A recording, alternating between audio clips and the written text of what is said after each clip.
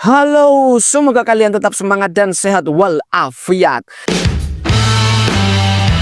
Selamat datang kembali di channel Suka Nonton. Kali ini kita akan membahas alur film kisah nyata yang berjudul Hijack 1971. Film yang rilis pada tahun ini menceritakan aksi heroik seorang pilot yang menyelamatkan seluruh awak dan penumpang pesawat dari pembajakan di dalam pesawat. Iya, tentu kalian penasaran. Namun sebelumnya bikin kopi, ambil roti, ditemani kekasih. Jangan lupa siapkan pengaman agar lebih asyik nontonnya. Tanpa berlama-lama dan berkata-kata, mari ditonton lur.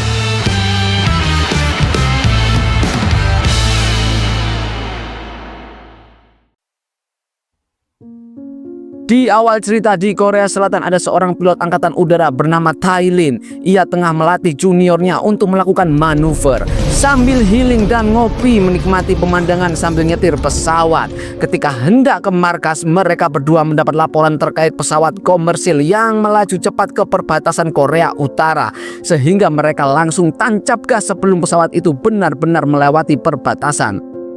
Peringatan demi peringatan yang tak digubris oleh pilot pesawat itu pun membuat Tailin keheranan, sehingga ia langsung mendekat dan menyadari jika pesawat itu tengah dibajak.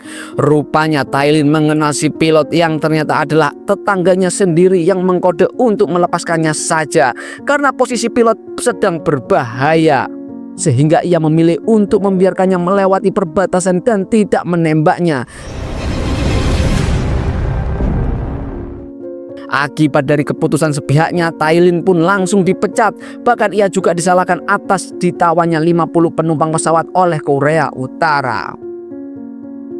Setiap alasan yang dikeluarkan tak sedikit pun membuatnya mendapatkan pengampunan, karena sang kapten mengatakan jika sang presiden gak akan mau tahu. Bisa disimpulkan petinggi negara hanya bisa mementingkan dirinya sendiri meski harus mengorbankan anak buahnya. Setelah dipecat, Tailin langsung pulang kampung dan hidup sederhana bersama keluarga kecilnya. Ia sesekali mengunjungi perbatasan untuk melihat para penumpang pesawat yang dipulangkan dari Korea Utara ke Korea Selatan. Dari 50 tawanan, hanya 39 orang sajalah yang dipulangkan, sedangkan sisanya masih ditahan oleh Korea Utara karena mempunyai kemampuan khusus yang ditakutkan bisa menjadi ancaman bagi mereka. Kita diperlihatkan pemuda berwajah suram bernama Yongdek. Ia tengah menonton sebuah berita tentang pembajakan pesawat beberapa hari yang lalu. Setiap informasi dicernanya dengan sangat baik, apalagi setelah mendengar jika si pembajak itu menerima hadiah sebesar $2 juta atas pembajakan yang dilakukannya. 1 tahun kemudian, kini Tailin bekerja sebagai pilot komersil di Bandara Sojo. Ia satu-satunya pilot yang diasingkan oleh pilot lain, bahkan tidak pernah diberikan kesempatan untuk menjadi pilot inti pesawat akibat rumor buruknya di masa lalu. Kita diperlihatkan pria agak tua bernama Go-sik, pilot utama yang akan menemani Tailin di setiap penerbangannya. Go-sik menanyakan apakah Tailin pernah mendaratkan pesawat selama ini bekerja di sini. Tailin menjawab jika rumor buruk tentang dirinya membuat semua pilot utama tak memperbolehkan ia mendaratkan pesawat, meski hanya 1 kali saja. Selain dibenci oleh para pilot, Tailin juga sering dijadikan bahan gosip oleh seorang pramugara yang selalu menganggap jika ia adalah seorang pengkhianat, lantaran yang membuat 11 orang tawanan menderita akibat kesalahannya tahun lalu. Sebelum melakukan penerbangan, Go-sik yang sangat penasaran pun menanyakan tentang apa yang sebenarnya terjadi, serta alasan kenapa ia tidak menembak pesawat itu sebelum melewati perbatasan.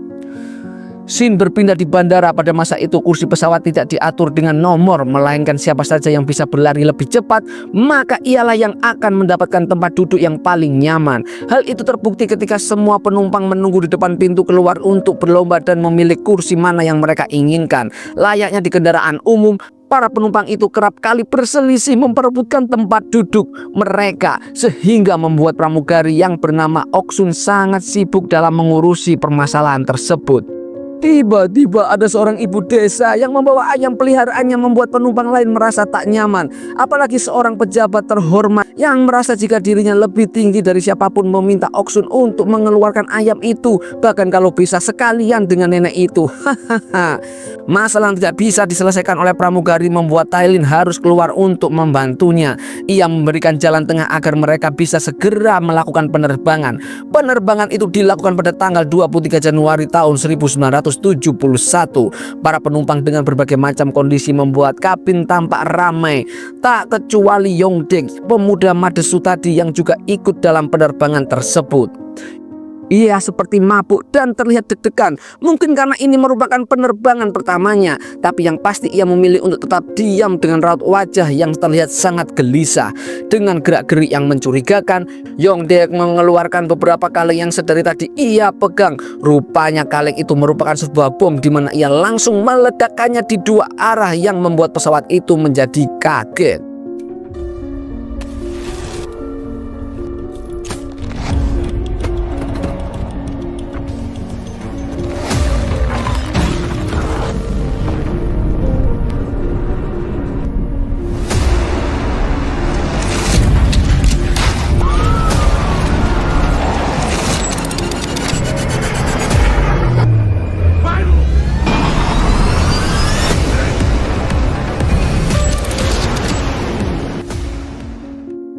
Yongdek menunjukkan niat aslinya, yaitu ingin membajak pesawat tersebut. Ia meminta Tailin untuk membawanya melewati perbatasan jika ingin keselamatan penumpangnya. Dalam kondisi darurat sekalipun, ia tetap menjaga kewarasannya dan meminta izin kepada Yongdek untuk memeriksa kondisi pesawat serta para penumpang yang ditakutkan terkena tembakan dan ledakan tersebut. Ketika ditinggal oleh Taili, Gosik menanyakan tentang apa motif Yongdek yang sebenarnya. Apakah ini berkaitan dengan politik atau uang? Di mana Yongdek menjawab jika ia tidak mengerti tentang politik sehingga dapat disimpulkan jika ini semua hanyalah tentang uang. Setelah kabin kembali aman, Yongdek membuat keributan untuk yang kedua kalinya dengan mendeklarasikan dirinya sebagai pembajak dan akan membawa mereka semua ke Korea Utara. Gosik yang terlambat mengambil tindakan pun malah membuat keadaan semakin runyam ketika ia melaporkan pembajakan itu ke markas pusat. Rupanya alasan Yongdek melakukan pembajakan adalah untuk mengikuti rekam jejak sang kakak 1 tahun yang lalu. Alih-alih dihukum atas hal tersebut, ia malah diberikan hadiah sebesar $2 juta yang membuatnya kaya raya mendadak. Salah satu penumpang yang merupakan seorang polisi pun mencoba untuk melakukan perlawanan. Ia mengajak semua penumpang terutama yang laki-laki untuk ikut membantunya karena jika bersama-sama maka mereka akan dengan mudah mengalahkannya. Di antara semua laki-laki hanya 1 orang sajalah yang bersedia membantunya. Mereka berencana untuk menangkap Yongdek ketika ia sedang berada di posisi lengah. Melihat pramugara yang baru sadar dari pingsannya, Yongdek langsung meminta penumpang lain untuk mengikat karena ia tahu jika orang itu akan sangat merepotkan jika dibiarkan bebas. Akhirnya polisi itu pun memulai aksinya. Ketika Yongdek melewatinya, ia beraksi bersama sang istri karena orang tadi yang hendak membantunya mendadak ciut dan berakhir tanpa melakukan apapun. Alih-alih membantu si polisi, para penumpang itu hanya terduduk diam tanpa melakukan apa-apa. Bahkan ketika si polisi hampir mengalahkannya, mereka masih saja menonton dan malah berteriak histeris ketika Yongdek berhasil membalikkan keadaan. Tailin akhirnya mendatangi TKP untuk meminta maaf atas apa baru saja yang terjadi kepada Yongdek. Ia memohon agar tak menyakiti para penumpang karena sebentar lagi mereka akan memasuki perbatasan.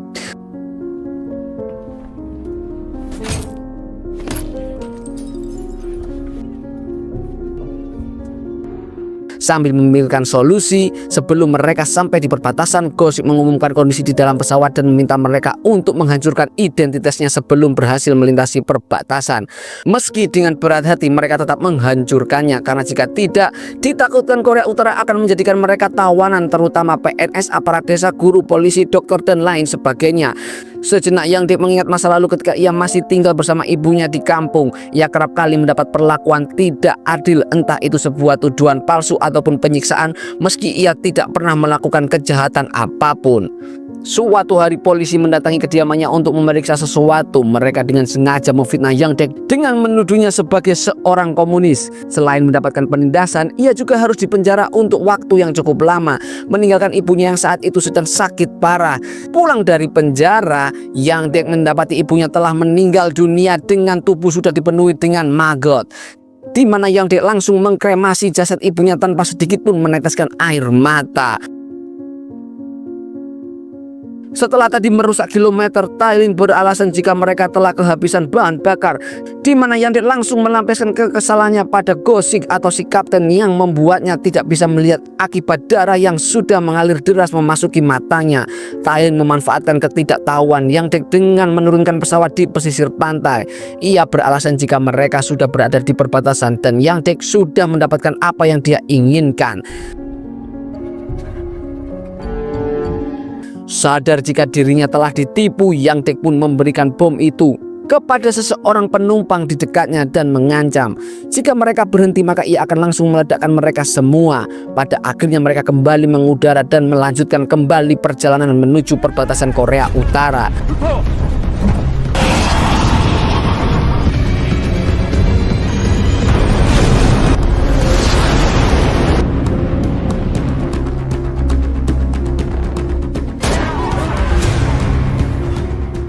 Keteguhan hati seorang Tailin membuat Yang Dek sedikit menghormatinya. Ia masih bisa berpikir jernih tanpa menunjukkan rasa takut bahkan setelah mendapat luka tembak di kakinya.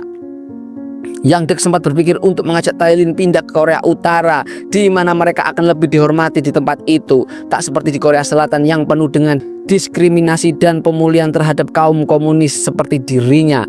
Kali ini Yang Dek mendapat masalah terkait dua pesawat jet yang sudah mulai mengikuti pesawatnya.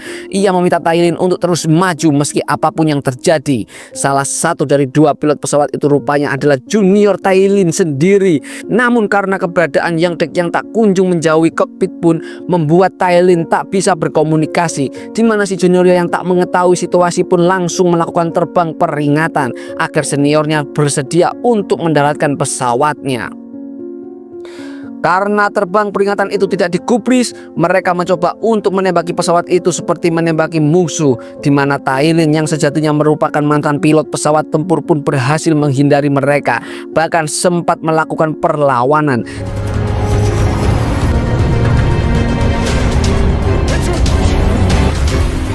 Yang Dek masih saja tetap kekeh untuk membawa mereka melewati perbatasan, bahkan jika mereka tertembak misil pun ia tak peduli dan malah berbahagia karena kematiannya akan ditemani oleh orang banyak. Rupanya percakapan mereka masih tersambung dengan si junior setelah sadar jika pesawat seniornya tengah dibajak oleh seseorang, sehingga memutuskan untuk menghalanginya yang akan menembaki si senior.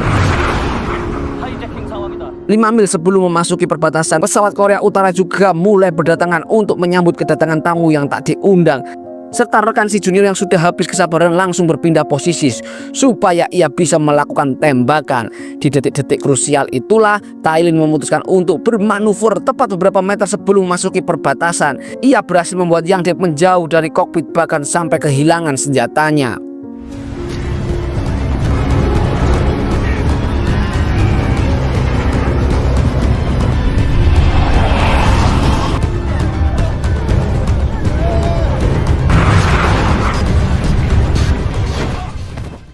Di saat mereka sudah mengudara dengan normal itulah Tailin menitipkan kendali kepada si kapten dan berjanji akan mendaratkan pesawat.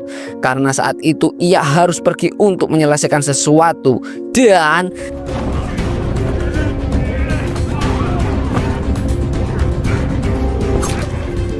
ketika Tailin sudah terpojok, pramugara yang sudah terbebas dari ikatannya pun langsung melayakkan beberapa tembakan. Dan Yang Dek pun mengacungkan sebuah bom agar si pramugara menghentikan tembakannya, di mana Tailin yang merasa muak pun memintanya untuk segera berhenti dan berjanji akan merawatnya ketika mereka sudah mendarat. Tersentuh dengan ucapan itu, Yang Dek pun mulai mendekati Tailin untuk meminta maaf dan menyerah setelah ia melihat kejujuran Tailin yang terpancar dari matanya. Akan tetapi